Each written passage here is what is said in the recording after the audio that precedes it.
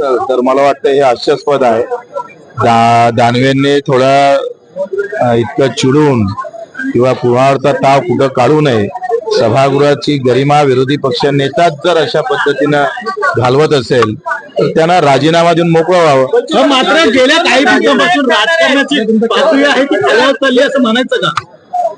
प्रश्न कसा आहे, पातळी राहिलीच नाही, खालावलीचा काय प्रश्न, कुठं पातळी.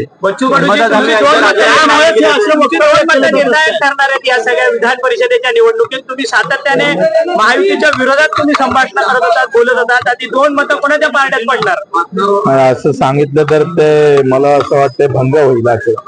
आणि तुम्ही एका इकडे कायदा पडायला लावता, दुसरीकडे मोडाले पण लावताय. पण तुम्ही कोणासोबत आहात, महायुती सोबत की महाविकास? तुम्ही सांगा, तुमच्या सोबत राहतो, तुम्ही सांगा. फोन आले का? फोन आले काय? फोन मला येणार, मला फक्त शिंदे साहेबाचा फोन येऊ शकतो.